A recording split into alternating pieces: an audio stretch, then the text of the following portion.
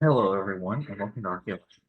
Today is the unofficial 11th video and official 16th video of my series on the early imperial expansion of the United States. The subject of today's video is the Seminole Nation, the multicultural warriors of Florida in the early imperial United States. So, right off the bat, I'm sure, especially those of us here in the United States, when we hear the phrase Florida, our thoughts immediately go to the state of Florida, how it is now. And that's not an invalid way to think about it. In fact, it's a very valid way to picture it. After all, Florida has had its political boundaries for nearly 200 years at this point. And obviously, there's nobody alive, who's nearly 200 years old. So obviously, this is how everyone literally alive knows it. But while that is valid, it's also not the full picture. Florida only took on this shape, its political boundaries, after a long series of events, catalysts, and conflicts. So, in order to get a better look at the broader picture of how Florida became the way it is, we need to go back a little bit further in time to look at this bigger picture.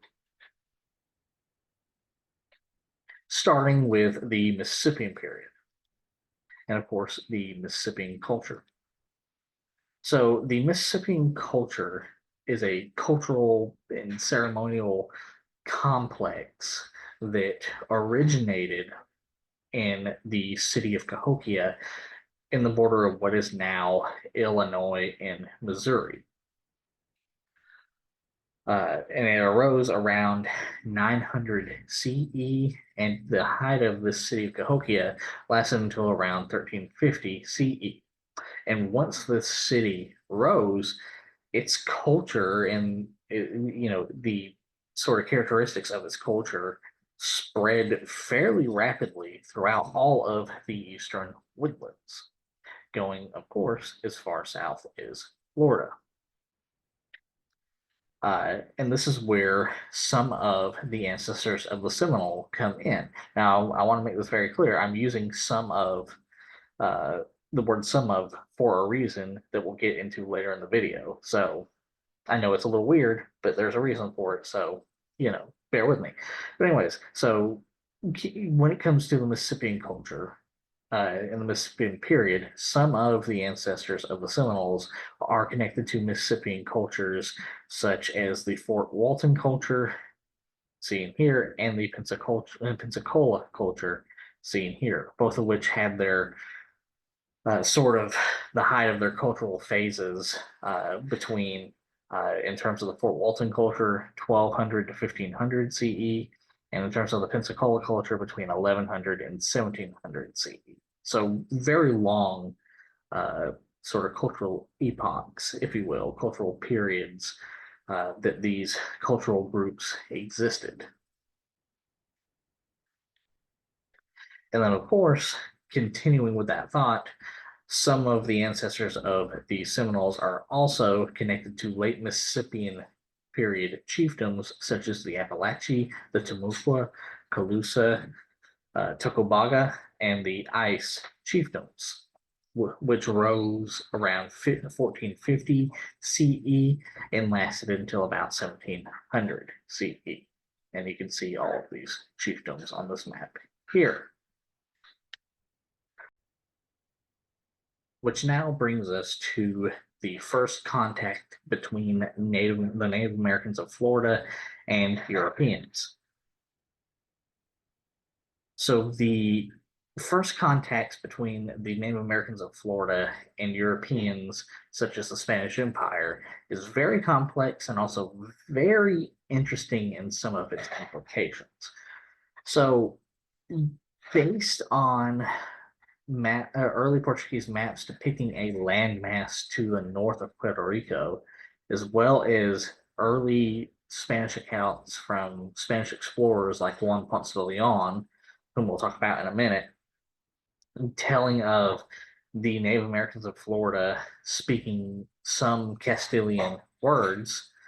Uh, Many scholars over the past few decades have debated that the earliest contact between Native Americans and Europeans possibly came from Spanish, individual groups of Spanish raiders from the Caribbean conducting small secret raids into Florida uh, to capture and enslave Native Americans sometime between 1500 and 1510 CE. Now, obviously, there's no real way to confirm that, and this is highly speculative, but there is some degree of evidence to suggest that this possibly, and I do want to emphasize that, possibly happened. Um, but that, of course, relies on the caveat that, you know, the accounts, for example, from one Ponce de Leon are 100% accurate. Now, the map I don't have that much issue with, obviously. I mean, if there is a landmass to the north of Puerto Rico in these maps, I mean, it can really only be Florida. Sorry, it can't only be Florida. It can be a couple other things, but the most likely scenario is Florida. So that's not that big of an idea, big a deal for me personally. Um, and obviously not to other scholars either. The real debate comes from whether or not those accounts by Juan Ponce de Leon that the Native Americans of Florida knew some Castilian words is to be believed, because obviously conquistadors aren't necessarily going to be 100% accurate, especially when they are describing a group of people in such as the Native Americans of Florida in such a way that they did, like say calling them savages, for example, and things like that. But it still doesn't change the fact that it is very interesting nonetheless. And it is certainly, again, possible, not necessarily, proven, but it is possible. But that being said, the first confirmed contacts between the Native Americans of Florida and Europeans came during the repeated failed attempts by Juan Ponce de Leon to explore and colonize Florida for the Spanish Empire, um, which happened between 1513 and 1521 CE, and actually resulted in the death of Juan Ponce de Leon at the hands of warriors from the Calusa chiefdom.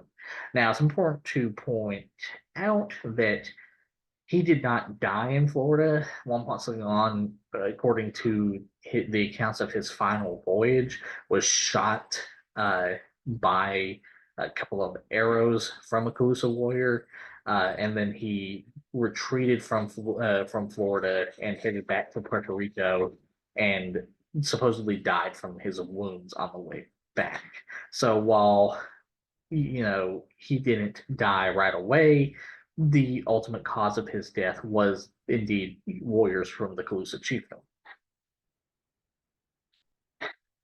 After Juan Ponce de Leon came Panfilo de Narvaez, who would attempt to conduct an expedition to explore and colonize Florida for the Spanish Empire.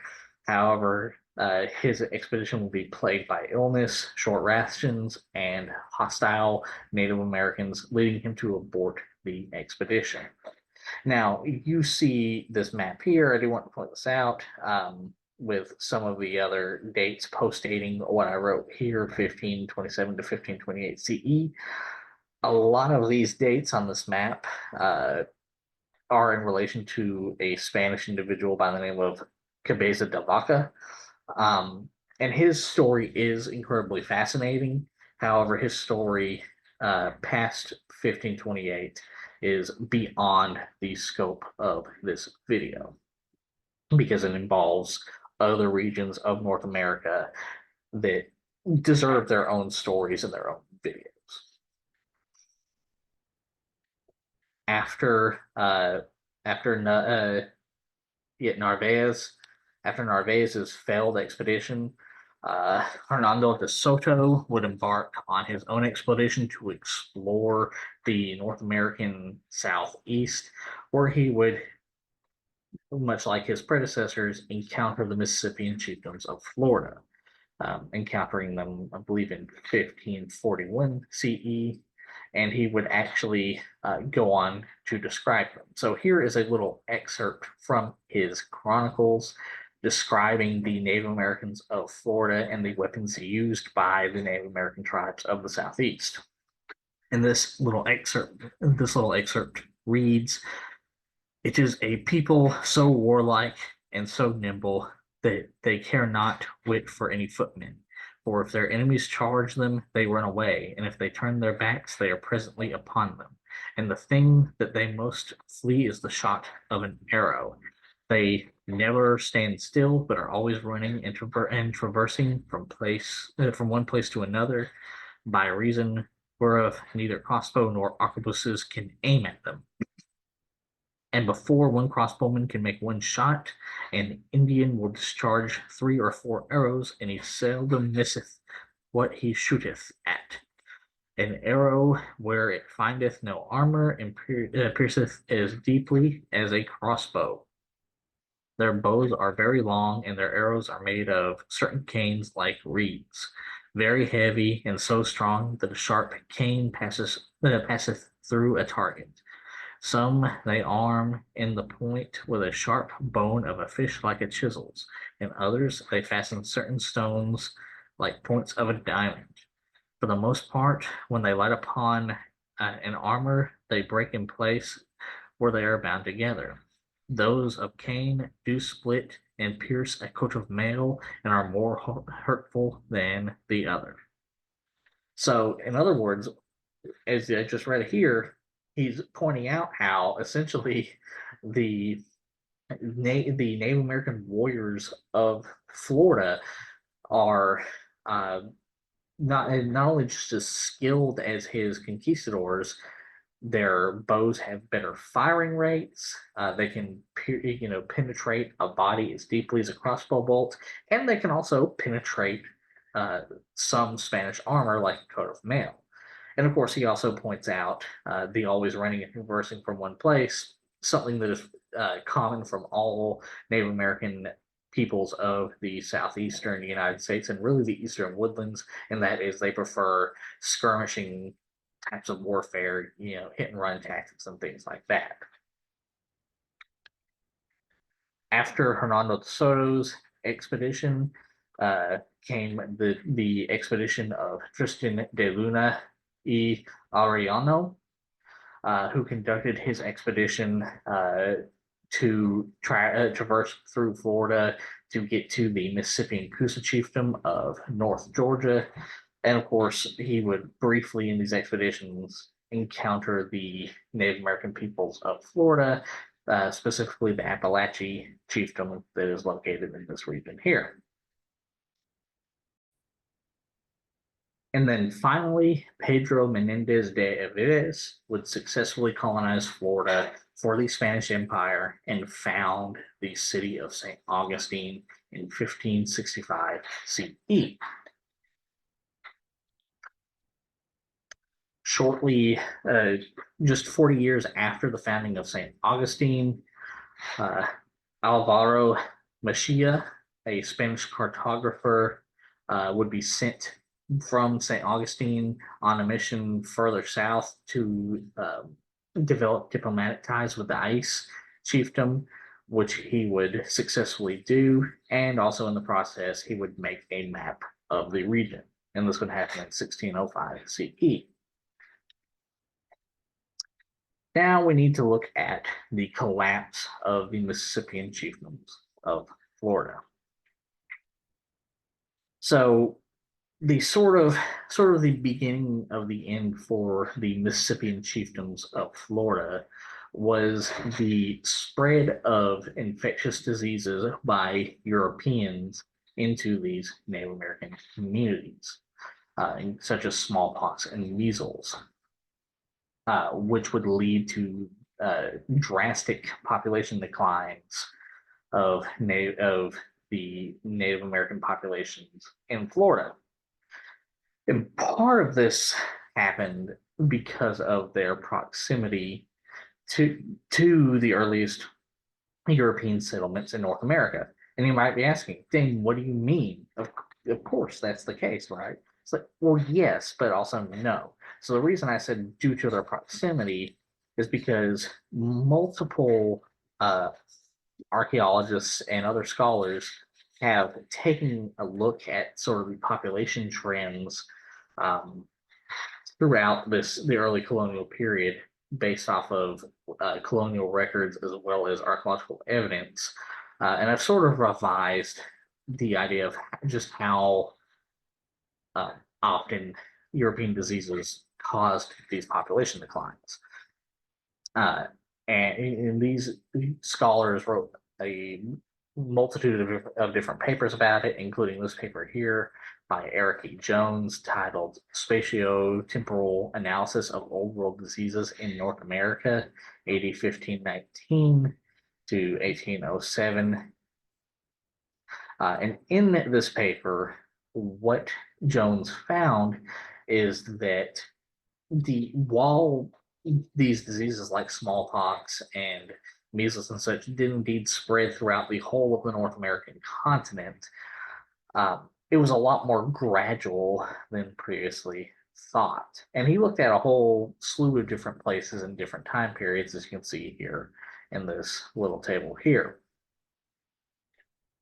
And what he found is that disease spread, European diseases like measles and smallpox spread far more quickly uh, around the early coastal settlements of European powers like Spain or Britain. Um, and to a lesser degree, the French Empire, though they were a little bit later in this, which makes sense. So for example, smallpox and measles outbreaks broke out way earlier here in Florida in 1564 than it did, say, here in North Georgia and Tennessee, which broke out in 1698. And again, this makes sense because these coastal areas were the first places for European powers like the Spanish Empire and the British Empire, where they first made their landfall and first made their early settlements. I mean, think, like Jamestown, you know, uh, St. Augustine and things like that. So what this means is that, for example, the Native American peoples of Florida were decimated by these diseases far more quickly than, say, the Native American peoples of Northwest Georgia and Tennessee, and then eventually, of course, the Great Plains. Now, we're not, I'm not trying to downplay this in any way at all. In fact, again, as you can see in these graphs, it's, a lot of these things still, happened. And in fact, the archaeological findings back up the historical accounts in a lot of ways. It just means that we need to realize that while disease did indeed play a part in the population declines of Native American peoples, there was a, there was a difference in how much it affected depending on proximity to early European colonization. And you can see that in this table here. Like Tenochtitlan, like Florida coast were among the earliest, the James River, Roanoke, etc. And then much later on, you begin to see, like the Cherokee and the Quapaw, things like that. And again, you can see this all here on this table, where again, the Calusa chiefdom and the Triple Alliance, the Aztec Empire, were among the earliest places to get hit and have stark population declines over the course of, between 100 years and 10 years.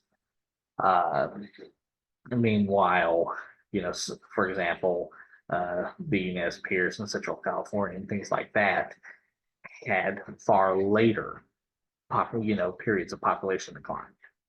So that is why it's important to point out that it is because of their proximity to the earliest Spanish colonization events that in North America that the Native American tribes of Florida had such a population decline. With now all of that being said, it's also important to note that disease was not the only factor that led to uh, such a stark population decline for Native Americans in Florida and really the rest of the continent either. Warfare was also a major factor as well.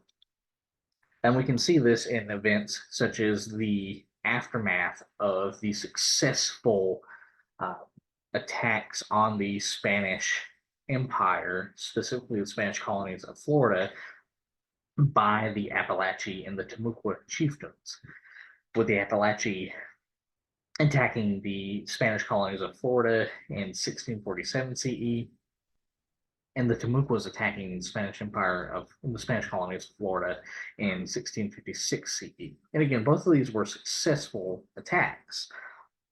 However, the aftermath of these attacks was the result. It resulted in the Spanish Empire ramping up its own attacks on on the Native American peoples of Florida, whereupon they would capture prisoners and force many Native Americans to work on public projects in places like St. Augustine or on Spanish-owned ranches.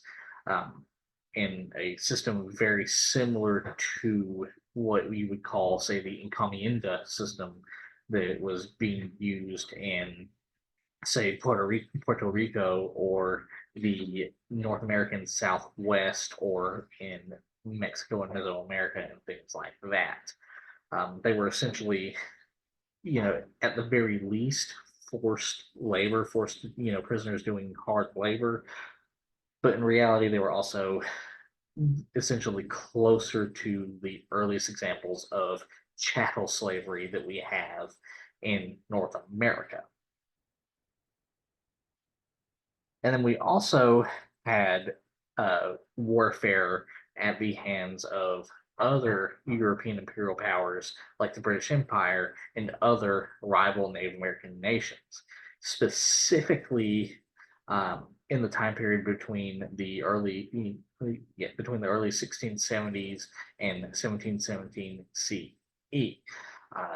Which was an event where, after the founding of the city of Charlestown by the British Empire in what is now South Carolina, Native American nations allied with the British Empire would launch constant raids against rival Native American nations, such as the Native American nations of Florida, to capture prisoners to sell into slavery in Carolina. At this point in time, North and South Carolina were a singular colony, and the West Indies.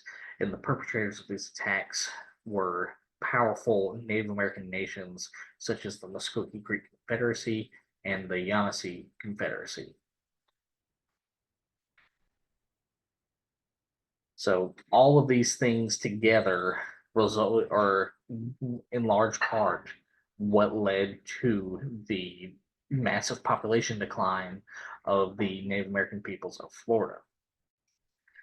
And then this was exacerbated even more when, in the 1670s, the Spanish Empire sent Franciscan friars into Spanish Florida to build missions along Appalachian Bay that essentially facilitated and strengthened the Spanish Empire's hold and claim on Florida.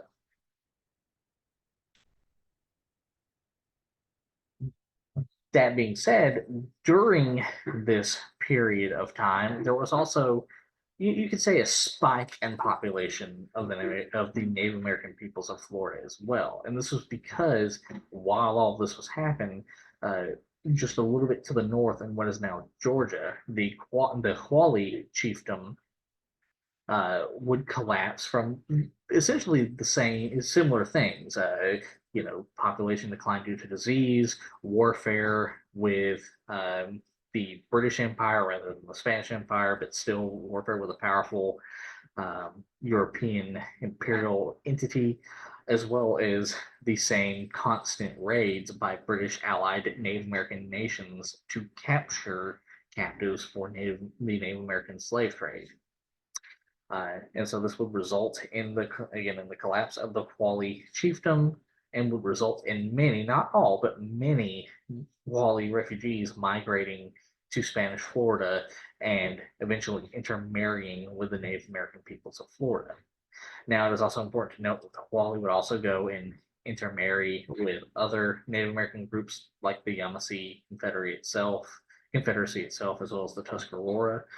But a large amount of the Wally population did migrate into Florida. And this would happen between 1675 and 1684 CE. And here is the Wally chiefdom here. And then eventually, these combinations, the combination of European diseases, warfare with the Spanish Empire, raids by British allied Native American nations to capture the captives for the Native American slave trade, would have the exact same effect on the Mississippian chiefdoms of Florida as it did on the Wally chiefdom up in what is now Georgia, and it would lead to their collapse around the early 1700s CE. And again, and you can see that sort of here in this map here. So if we go back just a little bit in the video, in the presentation to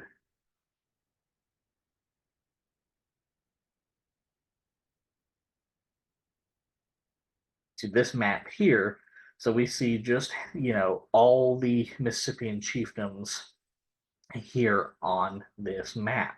There are a lot of Mississippian chiefdoms in Florida, and they're all fairly large, with the Calusa and the Timucua and such being among the largest. But there, is a lot of different cultural and ethnic groups and political entities present in Florida in the early 1500s. But if we go back all the way to the collapse of these chiefdoms,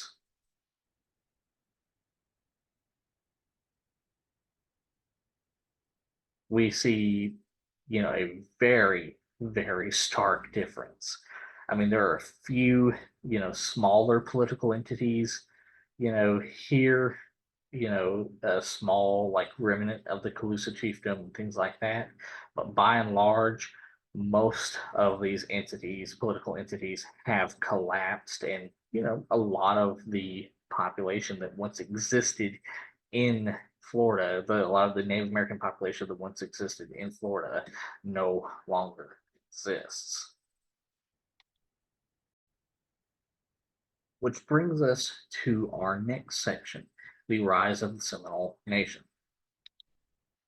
So before we explore the slide, I do want to preface this by saying that the rise of what we would eventually become known as the Seminole Nation sort of, really got its start with the migration of Wally peoples into Florida as a result of the collapse of the Wally chiefdom.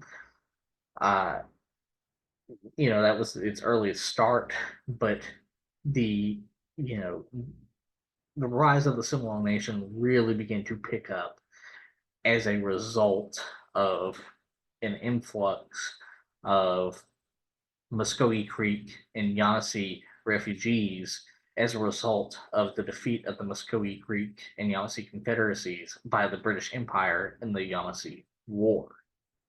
And of course, once they migrated into Florida, they would intermarry with the Native American peoples of Florida. Now, it is important to note that not all Yamasee and Muscogee Creek made this migration. Obviously, the Muscogee Creek Confederacy stayed a political entity, really into the modern day. And the Yamasee even stayed around for a while as a political entity before intermarrying with other groups like the Catawba and the Cherokee. But enough of a population of these groups migrated into Florida to really make a difference in terms of the rise of Florida's population of Native Americans. Sort of helped Florida bounce back from the devastation that it had faced at the hands of the Native American slave trade and warfare with the British Empire and European diseases like smallpox. Another very important and very interesting factor that would lead to the rise of the Seminole Nation was the institution and the gradual replacement and institution of African chattel slavery in place of Native American slavery as a result of the Tuscarora and Yamasee Wars. Now, I've already done an in-depth video on both of these wars, but essentially the nitty-gritty of it is these wars were started because of the Native American slave trade, specifically that fear by the Muskogee Creek and the Yamasee War, and fear by the Tuscarora and the Tuscarora War, that they would become the next victims of the Native American slave trade. So it was essentially better to fight against and push out the Europeans to prevent that, specifically the British Empire. And they almost succeeded, then there's a few reasons why they lost, and in large part it was the intervention of other powerful Native American nations like the Cherokee and the Catawba, but also the British Empire. But regardless, these wars led to the Native American slavery being gradually replaced by chattel slavery of Africans. And as a byproduct of that, in a very similar way that Florida became a refuge for migrants from Native American nations such as the Muskogee Creek Confederacy and the Yamasee Confederacy and the Huali Chiefdom, Florida, Spanish Florida would become a refuge for runaway enslaved Africans and African Americans who, once they made it to Florida, much like the Muskogee Creek, Yamasee, and Huali populations, would intermarry with the peoples of Florida. And this would happen really in the late 1600s, but at the earliest, but it really started to take off between the 1700s and 1800s CE. In fact, the Underground Railroad actually got its start, or what we call the Underground Railroad actually got its start going into Florida before led into other parts of the world.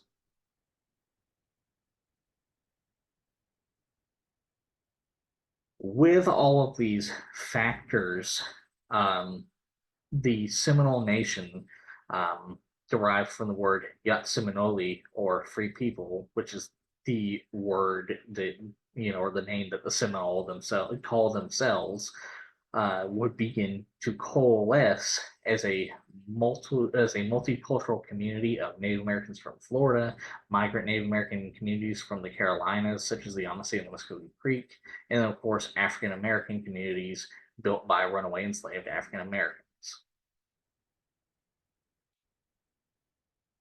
And then around 30-ish, 40-ish years after the end of the Yamasee War, a chief of the Hittichi Nation, Ahaya, would lead his people south into Florida, where he would found the town of Cuscawewa, becoming the first recorded Miko, or chief of the Seminole Nation. And here are the Hittichi here, and here is a sort of a diagram of the town of Cuscawewa here. Which now brings us to our next section, the Seminole Nation and the British Empire.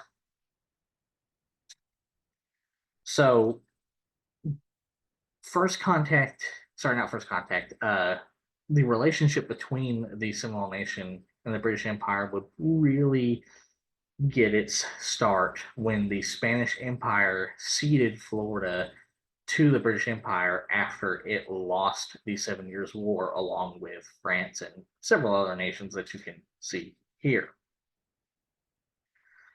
After that cession of Florida to the British Empire would then go on to create the colonies of West and East Florida, where it would have a mixed relationship with the Seminole Nation, with Ahia's community often allying with the British, while others would would choose to sporadically raid the British, specifically British Georgia, the British colony of Georgia.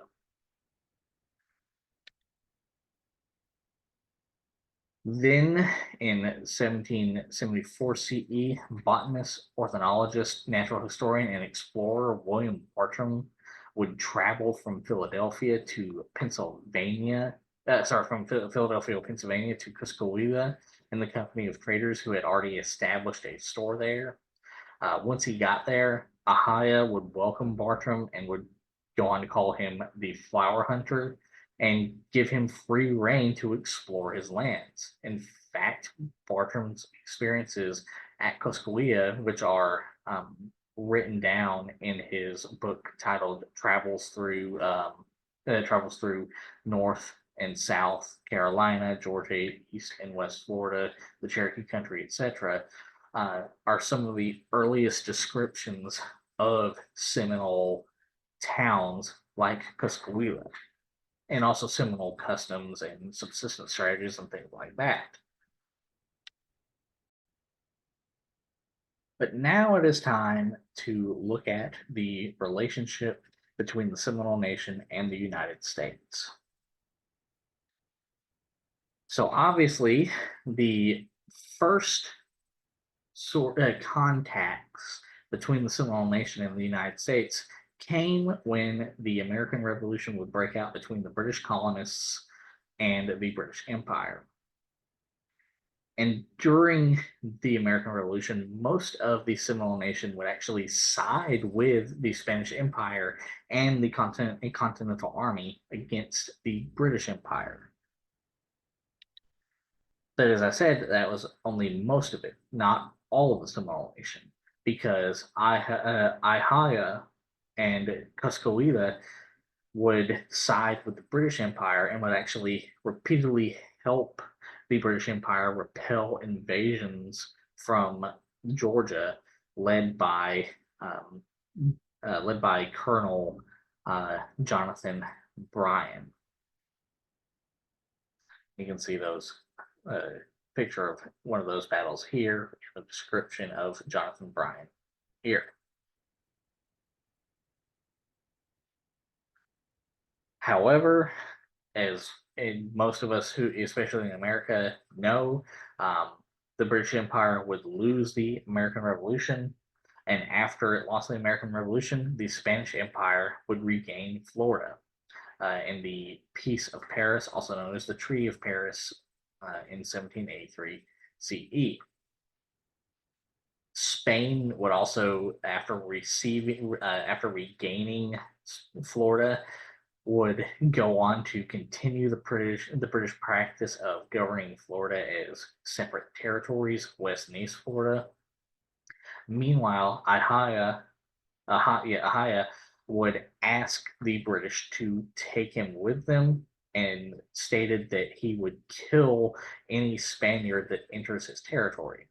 However, he would also die just the next year in 1784 CE. And after his death, relations between the Seminole Nation and the Spanish Empire would improve significantly. And of course, all these events would happen between 1783 and 1784 CE. However, the Spanish Empire, beset with independence movements in its other colonies, such as, say, Peru and Argentina and things like that, was not able to settle or adequately govern Florida anymore by the turn of the 19th century, with real control being limited to the essentially the immediate vicinity of St. Augustine, Pensacola, and a few smaller towns scattered across the north of the territory, across the northern border. Meanwhile, tension and hostility between the Seminole Nation and white American settlers living in the neighboring now state of Georgia um, would grow steadily, especially over the Florida border. Sort of a byproduct of, actually, a couple of byproducts of the Spanish Empire's waning hold and waning power over Florida were, one, Spain felt it needed to end its policy of welcoming African Americans fleeing from slavery in other colonies and countries in 1790 CE. Essentially, they felt they didn't have the ability to take them in anymore, or at least there was no political need to. However, again, as an effect of their waning power and their mostly, their inability to, for example, guard the border between Florida and Georgia, the ball was already rolling. A steady stream of runaway enslaved African Americans would continue to cross the unguarded border from the United States between 1790 and the early 1810s CE, where they would continue to settle either near Seminole villages or establish their own settlements.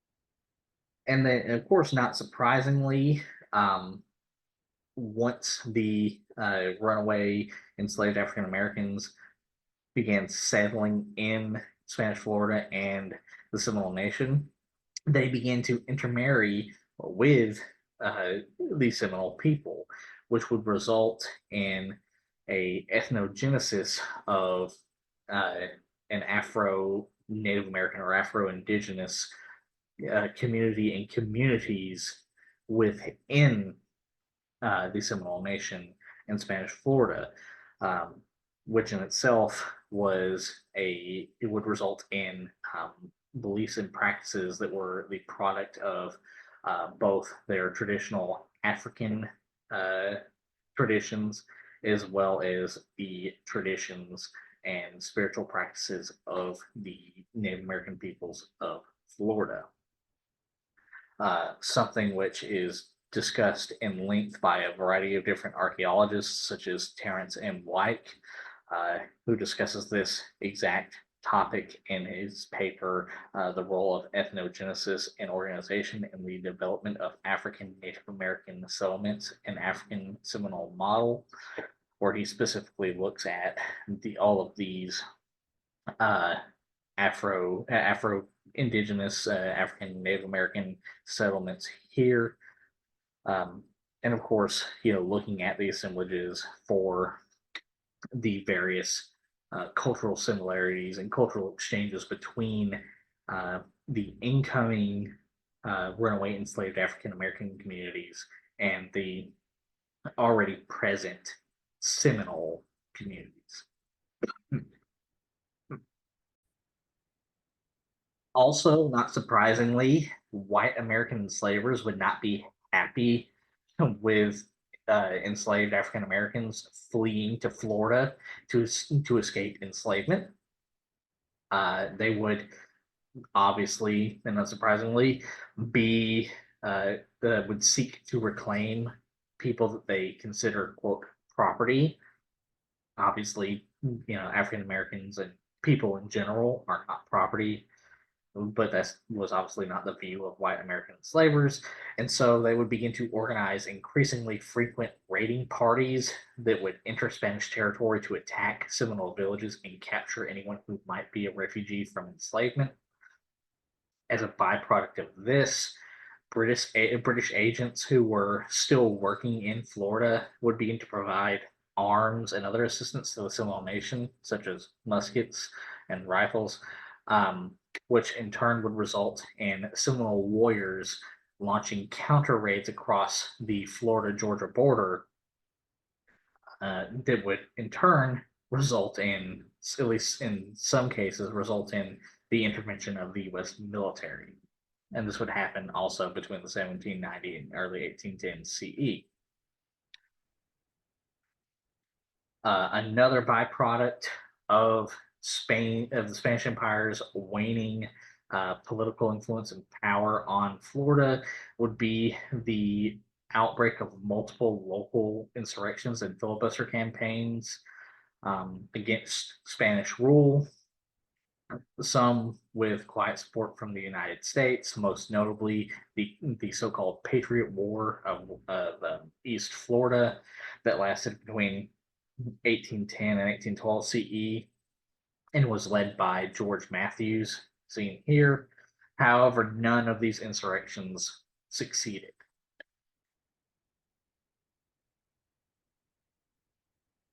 Which now brings us to sort of the culmination of the early relationship between the United States and the Seminole Nation, and that is the War of 1812.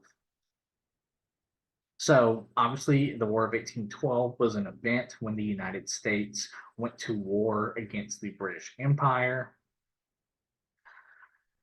And a part of this conflict that was the War of 1812 was a sort of a war within a war known as the Creek War. And this was a result of a faction within the Muscogee Creek Confederacy joining Tecumseh's Confederacy and calling themselves the Red Sticks. They would then declare war on the United States by massacring the garrison at the U.S. Fort Mims in August 30th of 1813 CE. However, the Red Sticks would be the Red Stick faction of the Muscogee Creek Confederacy would be permanently defeated by an alliance between the United States and other Native American nations, such as the Cherokee Nation in 1814 CE. Now you might be asking, well, dang, this is the Muscogee Creek Confederacy. We've already gone over this in the video on the Muscogee Creek Confederacy. It's like, you're right. But there's a reason I'm mentioning this conflict. And that's because, as a result of the defeat of the Red Stick faction of the Muscogee Creek Nation in the Creek War, many Muscogee Creek, including a young Osceola, would flee to Florida and join the Seminole Nation. And they would do this between the end of the Creek War in 1814 up until around 1816 CE.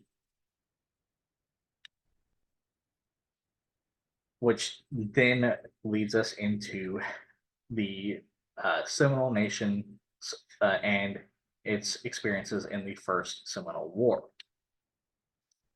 So, shortly after the end of the War of 1812 and the First Creek War, tensions along the United States Seminole border would rise. And this would be due to a variety of factors, including the rising Seminole population from the influx of Muscogee Creek refugees, as well as runaway enslaved African Americans, and also the arming of the Seminole Nation by the British Empire. And all these factors would eventually result in an invasion of Florida and the Seminole Nation and the Spanish Florida, the Spanish Empire, by Major General Andrew Jackson in 1817 CE. And in this process, in this invasion, Andrew Jackson would defeat the Seminole Nation and destroy multiple Seminole towns in his campaign, which lasted between 1817 and 1818 CE.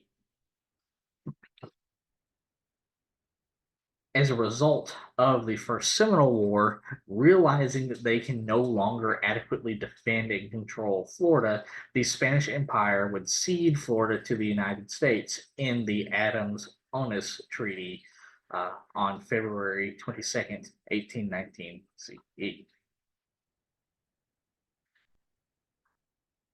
And because of this, before the United States could even take possession of Florida, hundreds of Black Seminoles and other groups would sail from the Cape of Florida to the Bahamas to avoid being returned to enslavement. And this would happen between 1819 and 1821 CE.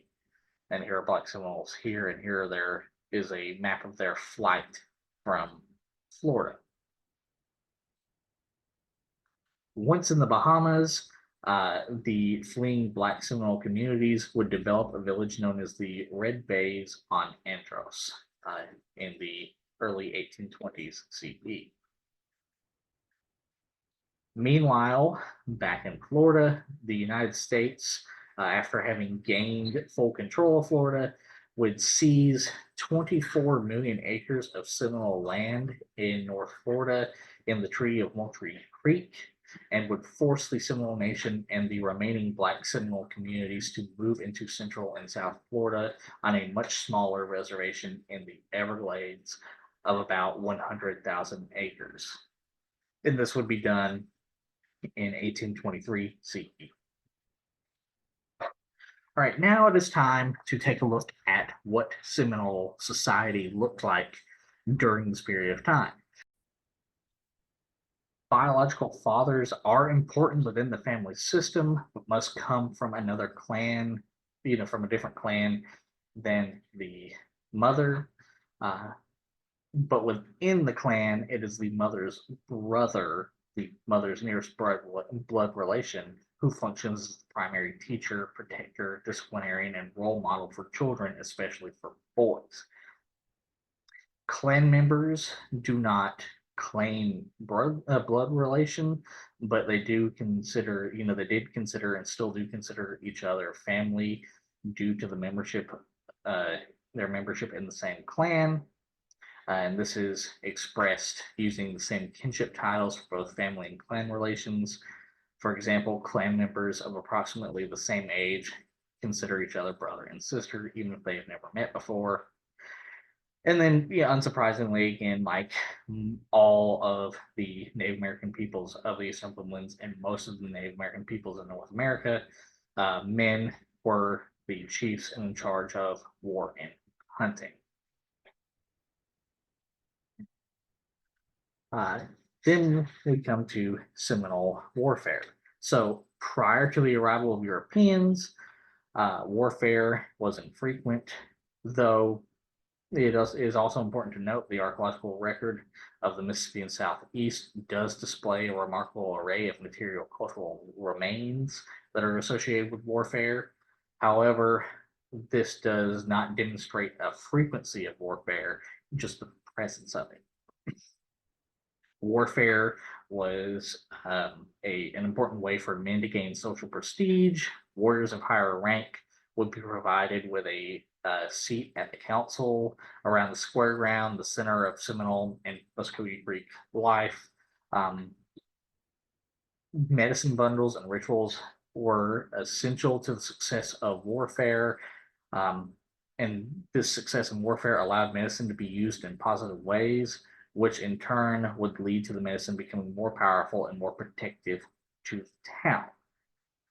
Furthermore, the success of a campaign is dependent on the successful completion of warfare-related rituals and ceremonies. For example, prior to the departure of a contingent of warriors to the field of combat, 2 or 3 days of rituals and fasting would occur, with these rituals being done seeking to cleanse and purify the bodies of the warriors to remove any distractions and evils, thus ensuring success in combat. Warfare mainly consisted of raids and ambushes and was often focused on obtaining captives. Warriors would often employ tactics and strategies such as frontal assaults, um, the use of fortifications for defense, using horses for flanking maneuvers once they add horses, the modification of natural environments into highly defensible positions, using rugged environments such as dense forest and swamps to both avoid and ambush enemy soldiers. Warriors providing rear guard action would provide rear guard actions such as conducting leapfrogging cover during retreat. Also, uh, like most, if not all, Native American nations in the eastern woodlands, uh, the Seminole Nation and other Native American nations would use stickball, the game stickball, as a substitution for war to settle disputes between nations and villages. The Seminole Nation and other Native American nations of the Eastern Woodlands would also use stickball as a way to train men in the ways of war because of its roughness, and as for also as preparation for imminent wars and raids. Both of these practices would lead to stickball being called the little brother of war. Estimates of how many warriors the Seminole Nation could field range as low as somewhere in between 900 to 1,000 warriors to as high as somewhere between 1,500 to 2,000 warriors, with a warrior to general population ratio of 6 to 1 at the lowest and 3 to 1 at the highest. And I do want to make this caveat that, again, this is a rough estimate because, as you can see, 900 to 1,000 at the lowest and 1,500 to 2,000 at the highest. This could vary depending on where you put that number. And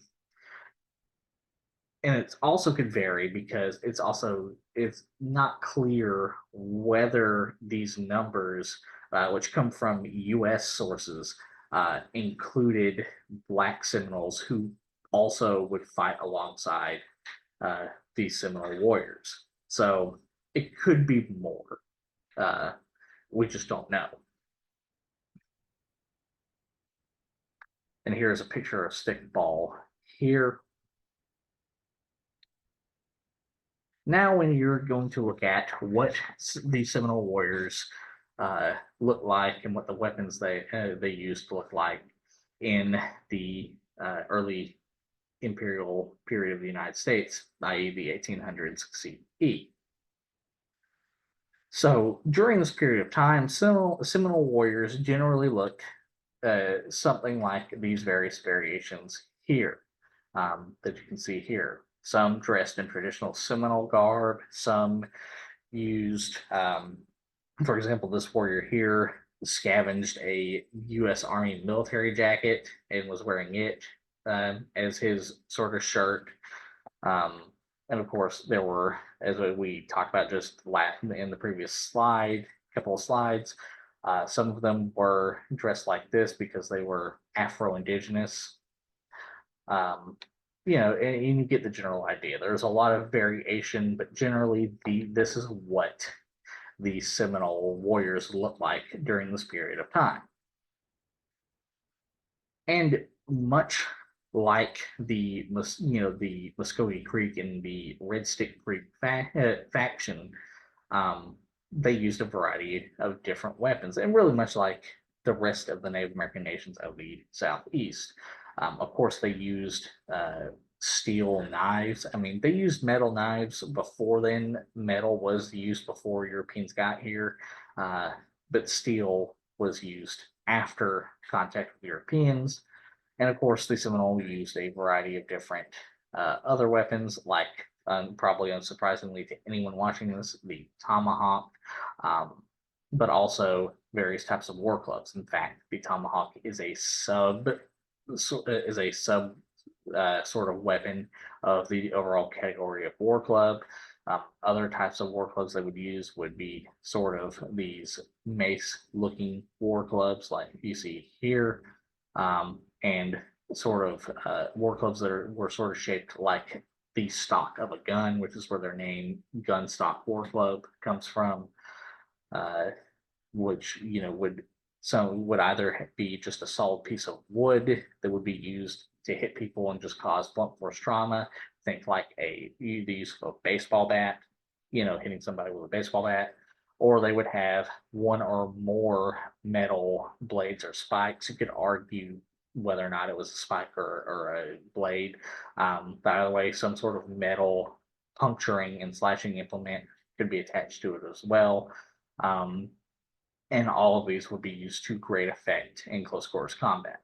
And again, as I said, you see these are essentially the same pictures from the Muscogee Creek Confederacy video. And that's again, like these red sticks from the Red Stick faction. And that's because again, a large contingent of the Seminole Nation's warriors were Red Stick warriors um, fleeing Alabama after losing the First Creek War. And then also, because of the time period this was, the Seminole, for long range weapons, used things like muskets and rifles, like the Brown Bess or, say, the Springfield musket, and of course, also used various types of pistols.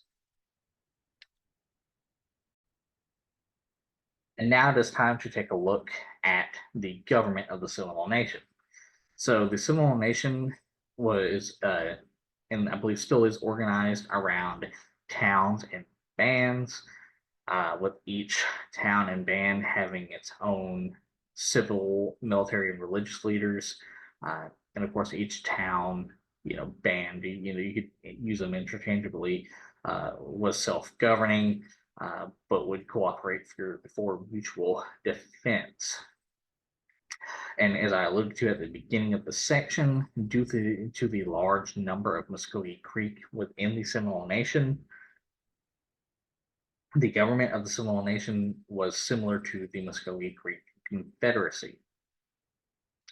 The most important leader in Seminole society was the village chief. Village chiefs would lead warriors in battle and represent their village, but only held authority as long as they could persuade others to agree with their decisions. Then after that were the clan mothers, who were roughly equal in authority to the village chiefs. They were mostly women elders whose authority complemented the authority of the village chief. Again, roughly equal in authority. Then you had the second in charge of the village, who was essentially the one who would probably do the various micromanaging for the village chief. Then you had the village elders, who were the members of the village council and were the advisors to the village chief. And then you had the ranking warrior, who was the principal military advisor. You had the medicine maker, who would officiate various rituals, including providing the black drink used in purification ceremonies. And then, of course, the bedrock of Seminole society was the clan. It was the most important social unit that would organize hunts, distribute land, arrange marriages, and punish lawbreakers. And then, of course, similar to the Muscogee Creek Confederacy, the government of the Seminole Nation was corporate in nature. In essence, decision making was shared among several groups. Sources of power were accessed by stressing social solidarity and interdependence of decision makers and followers. Mobilized surplus was used to fund solidarity, building communal rights of intensification, and individual wealth and status was subsumed to the importance of the corporate whole. And again, I believe all of these things are still roughly the same way they are now. Please, any member of the Seminole Nation, feel free to correct me on that.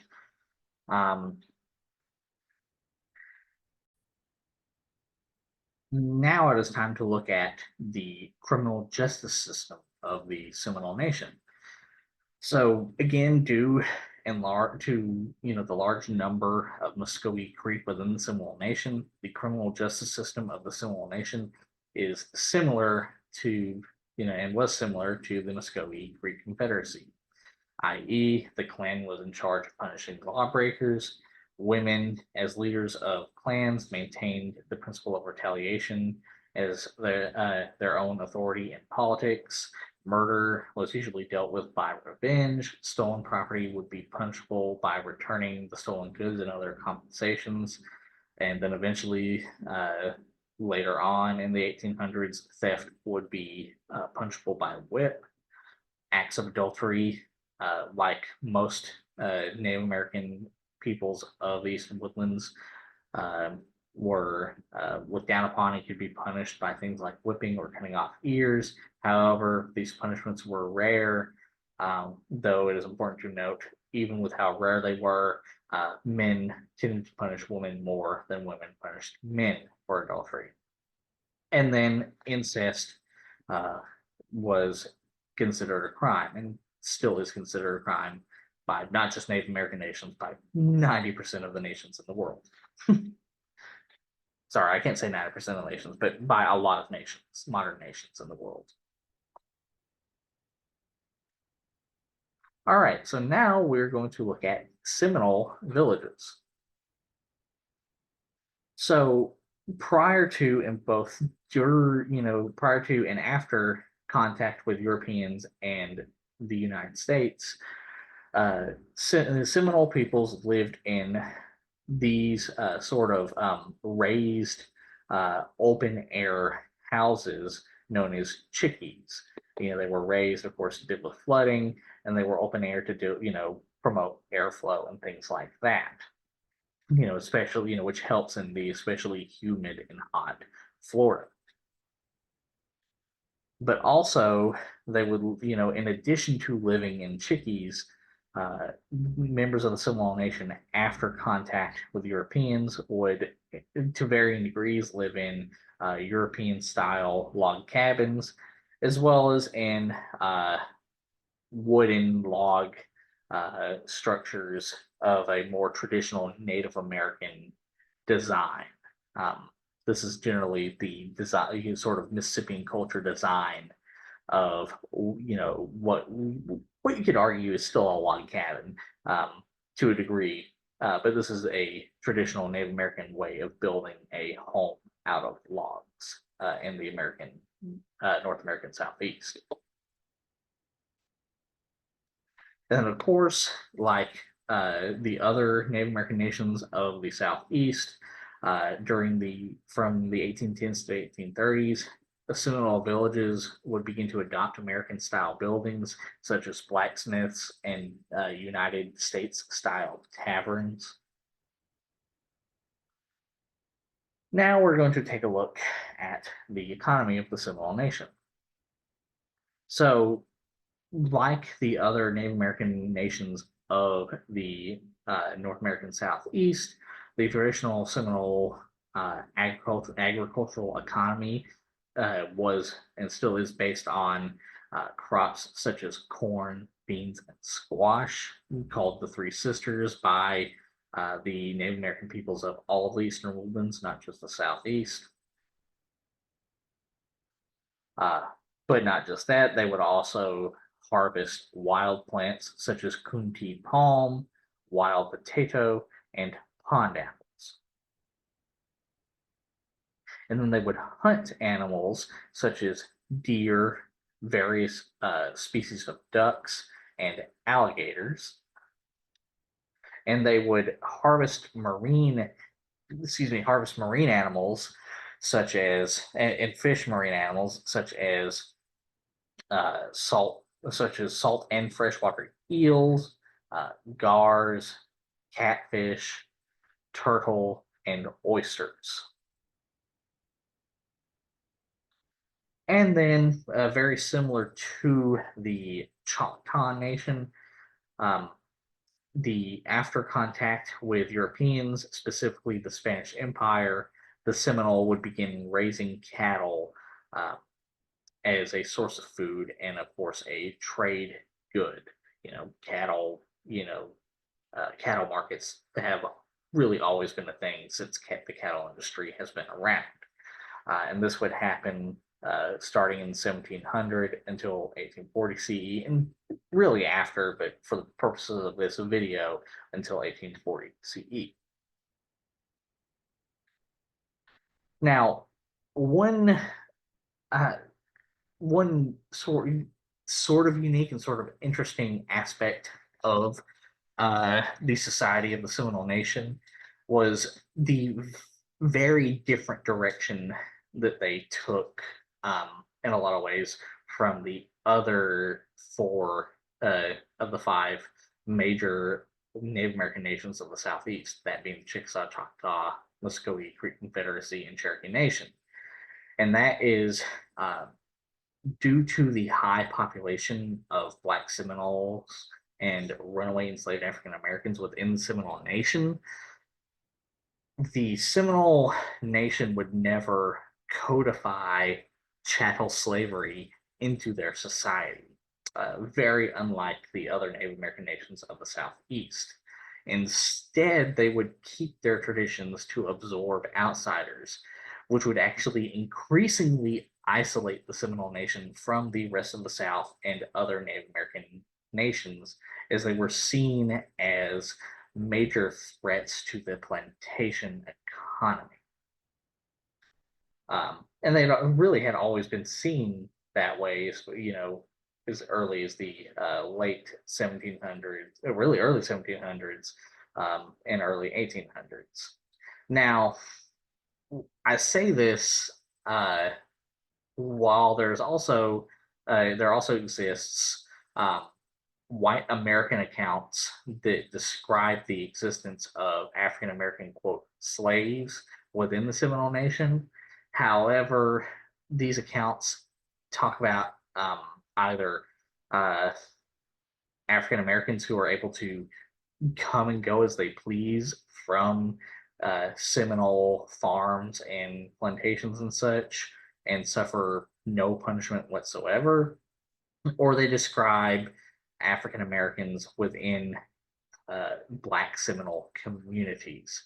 So both of these essentially make the validity of the sources' description of these, quote, slaves dubious at best. I mean, it's certainly possible that a few wealthy Seminole had enslaved African Americans. I'm not discounting that possibility, but it's very dubious at best. It's much more likely that these were white Americans who were seeing, say, Black Seminole working, for pay during the day on a Seminole farm, and then, going home and being free and things like that, and just assuming that because they were Black, because they were African American, that they were enslaved, African American working on farms, that they were enslaved. Um, you know, uh, and as always, I'm making the statement, knowing the knowledge that any Seminole members of the Seminole Nation who are watching may correct me on this. And if I am wrong, please feel free to correct me on this. But at the moment, based off of the sources and the evidence I have read, this is this is the this is what was going on. Is that essentially there was either very little chattel slavery being practiced in the Seminole Nation or none at all.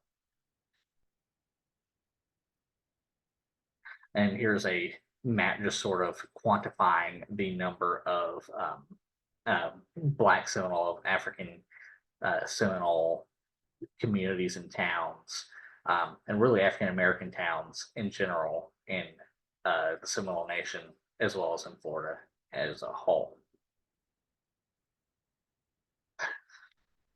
And, unsurprisingly, due to early Spanish colonization, Catholicism was able to spread fairly easily through Florida.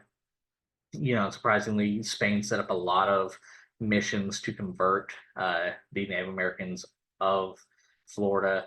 But it wasn't just Catholicism. Also, various Protestant Christian groups were able to make fairly successful inroads into Florida and the Seminole Nation, such as the Protestant Moravians. Now, I should note that this does not mean that all the Seminole Nation converted to Christianity. They did and still do practice their traditional cultural and religious beliefs, but there still was enough of an influence by Catholicism and Protestant Christianity to lead to a large population of Seminole converting to one variation of Christianity or the other. All right, so now we come to uh, what the Seminole Nation and Indian removal. So in 1828 CE, sort of the beginning of what would become the Seminole, the Indian removal of the Seminole from Florida, uh, was the election of Andrew Jackson to the office of President of the United States in 1828 CE. And then just 2 years after his election, Andrew Jackson would be able to get his Indian Removal Act passed by a narrow vote of 28 to 19 in the Senate and 101 to 97 in the House of Representatives on April 24, 1830 CE. Now, obviously, this was a very close vote, and this in itself shows that um, Indian removal was by no means universally popular or universally wanted by white Americans. And then just 2 years after the passing of the Indian Removal Act, the United States would convince a handful of the Seminole Nation's chiefs to sign the Treaty of Payne's Landing, with the United States promising lands west of the Mississippi River in Oklahoma Indian Territory if the chiefs would agree to leave Florida voluntarily with their people. That being said, this act would also anger other prominent Seminole leaders, such as Osceola, whom we talked about very briefly earlier in the video. And this would happen on May 9th, 1832 CE. In response to the Treaty of Payne's Landing, Osceola and other Seminole warriors, such as Micanopy, would declare war on the United States, starting the Second Seminole War, specifically declaring war in December 28th, 1835 CE. And here is Osceola and Micanopy. The Seminole, along with Muscogee Creek warriors fleeing removal in Alabama, which I already talked about in the Muscogee Creek Confederacy video that I will link in the iCard, would go on to fight the United States to a stalemate in the Second Seminole War, which I have also already done an in-depth video on, which I will also include in the iCard. However, despite fighting the United States to a stalemate, the United States would still be able to forcibly remove many Seminole to Oklahoma Indian Territory during this conflict, which lasted between 1835 and 1842 CE. Now, here we are going to take a look at a primary account of the Seminole War from a Seminole individual by the name of Dick McGirt. This is important because, looking at primary documents, primary accounts is important because these are the accounts of the people who actually lived through these events. And while sure, it's not always possible to directly access these sources, a lot of these primary documents are in archives and are not, like, for example, on the internet and to go directly to the archives to read them. So sometimes it's not necessarily possible to get a hold of them. But even with that being said, a lot of the times it actually still is possible to get a hold of them, of sources such as this one here. So we're going to take a look at the lived experiences of the Seminole Dick McGirt during the Seminole Indian removal and the Second Seminole War.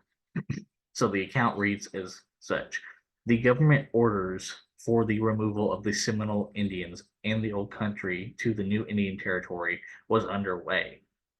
Seminoles did not want to come to the country west of the Mississippi River. They resisted the move. The Indians were victorious in battle, killing many whites, but more forces were sent by the government, and the Seminoles were overpowered and they surrendered. There were four of us men who had always caused trouble and caused the tribe to move in a disobedient manner. The rest of the members of our tribe was quickly mobilized while the four of us off on a hunting trip. Our wives and children taken by the white men along with the rest of the Seminoles. Because our families were in the hands of the government authorities, uh, so we thought it best to surrender. We were bound and made prisoners. The four of us were constantly guarded. The guards would often ask us if we had the courage to be killed or if we were ready to die. The guards talked as if we were to be killed after we crossed the river. Still, we never said anything. As we were going along the trail to the river, just before we reached the river, one of the prisoners saw a crow feather on the ground, which he picked up. He hadn't gone much farther when another one of the prisoners saw a blue jay feather, which he also picked. After they had picked up the feathers, they stuck them in their hats, and then we gave our tribal war whoop. We then told our guards that we were ready and unafraid to die.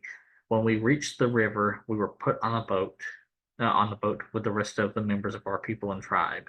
The four of us that were held prisoners were placed in a separate small room from the rest of our people. One of the prisoners took sick while we were being held in this room. The guards were in the same room with the prisoners, but they were asleep when the following incident took place. I said to the other, "Let's make an escape. I'm going to make a dash for the door and break the door down. When I do, the rest of you follow me and do whatever I do on the boat."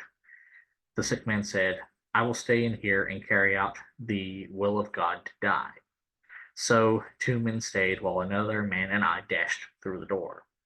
Just as we went out the door, shots rang out in the room that we had just left, the room where the sick man and the other man had stayed.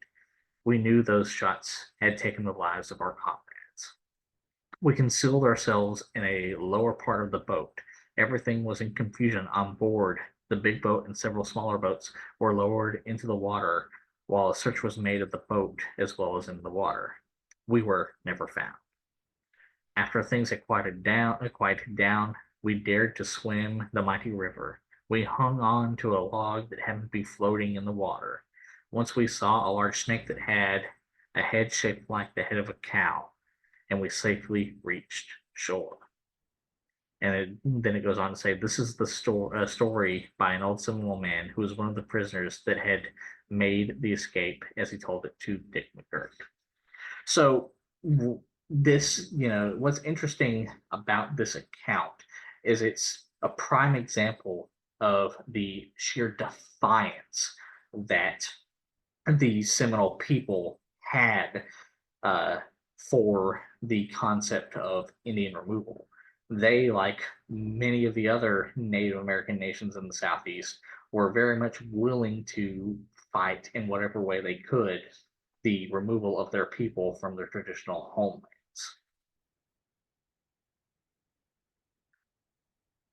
So, as a result of this Indian removal of the Seminole Nation and the Second Seminole War, no peace treaty would be signed between the Seminole Nation and the United States. Approximately 4,000 Seminoles would be forcibly transported to Indian Territory, and approximately 575 Seminoles would remain in Southwest Florida here. And this would happen right at the tail end of 1842 CE. All right, so now we come to the aftermath of Indian removal in the Second Seminole War. So first off, once the 4,000 Seminole people who had been removed from the Seminole Nation in Florida made it to Oklahoma Indian Territory, they would be confined to the Muskogee Creek Nation. They would, at this point in time, not be their own nation. They would be a combination of the Muskogee Creek and Seminole nations. Meanwhile, back in Florida, increasing numbers of white American settlers in the Southwest Florida would, of course, lead to increasing tension with Seminole living in the area, and this would eventually result in the outbreak of what is known as the Third Seminole War, um, which in turn would lead to the eventual removal of most of the remaining Seminole in Florida, leaving roughly 200 Seminole in Florida. And this conflict would happen between 1855 and 1858 CE, and would be really just sort of a important, a sort of warning of what was to come in the American Civil War. This was a sort of a prologue, if you will, to the conflict that would eventually become the American Civil War, which I've already talked about in length in my video on the American Civil War, which will be linked in the back card. And with that in mind, during the American Civil War, the Seminole people in Oklahoma would remain mostly neutral during the American Civil War, while many of the Seminole remaining in Florida would actually leave Florida and join the Union to fight against the Confederacy. Um, and this makes sense because even though, yes, Florida was still part of the United States at the time of the Third Seminole War, and also the Second Seminole War before that, it was still, by and large, the Florida government, which was part of the Confederacy, that inflicted, these atrocities on the Seminole Nation.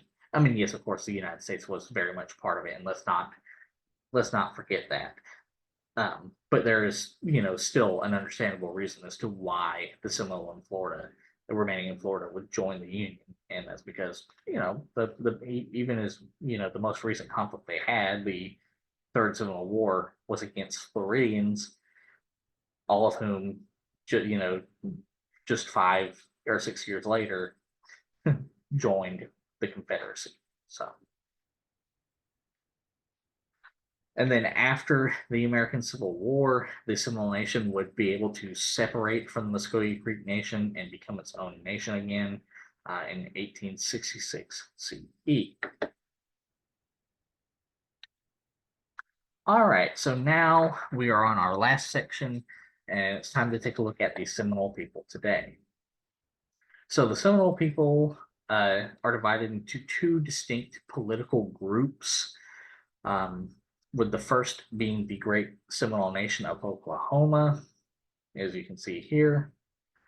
And despite the previous and continued attempts by the United States to eradicate the Seminole cultural practices and spiritual practices, the Seminole people are keeping their cultural practices and spiritual practices alive. And then we have the Seminole tribe of Florida, which you can see here. And again, like the Seminole Nation of Oklahoma, the Seminole tribe of Florida is keeping their cultural and spiritual practices alive despite the ongoing attempts to eradicate their culture by the United States. Now, with that in mind, I would be very wrong to, and very remiss to, not mention the Black Seminoles at all. And that's because the Black Seminoles still exist. Afro-Indigenous people still are a very prominent part of all Native American, or a lot of Native American communities. And much like the Seminole nations in Oklahoma and in Florida, the Black Seminole, despite repeated attempts by the United States and to some degree the Seminole Nation, especially in Oklahoma, to a lesser degree, the Black Seminoles are keeping their culture alive despite attempts by these entities to eradicate them. And again, the Seminole Nation of Oklahoma, to a lesser degree, there's a very complicated story to that, and I will leave that to the Seminole Nation to explain. It is not my place to explain it. It's not this necessarily the same as what the United States tried to do, but it is still important to mention there was some conflict between the Seminole Nation and the Black Seminole communities um, in the late 1800s and early 1900s. But of course, the most important part is that they are keeping their culture alive despite the United States very much trying to eradicate their culture, both in the past and right now in the present. So, you know, really keeping that Seminole defiance against colonization and really Native American as a whole defiance against colonization alive. All right, so with that, that ends the video on the Seminole Nation in the early Imperial United States. Much like the previous videos and several videos in the series, I hope that you enjoyed the parts of the video that were about the Seminole culture and society, but I really hope that you did not enjoy the parts of the video about the Seminoles' forced removal from their homelands and the genocide that they were subjected to. Because, that's not something we should be happy about. It's something that most certainly should be taught about and should be mentioned, which is why I mentioned it in these videos and I'm doing these videos. But it's not something that should be glorified in any way. These are very dark parts of U.S. history that need to be known about, need to be talked about, but again, not glorified. So with that, I say that I hope that if this video didn't change your mind about certain parts of U.S. history, that it in the actions of the United States in the past, that it at least provided a greater context to you. Though I really do heavily hope that it changed your mind or at least made you realize the horrific actions that the United States did to all Native Americans, including the Seminole Nation, during um, its early imperial expansion and also in the modern times, because the stuff is still going on to this day. And with that, that ends our video. Please like, share, and subscribe. And if you want to see me cover any of the subjects I mentioned in the video in greater detail in a later video or videos, please feel free to leave a comment in the comment section. And I hope you all have a good day.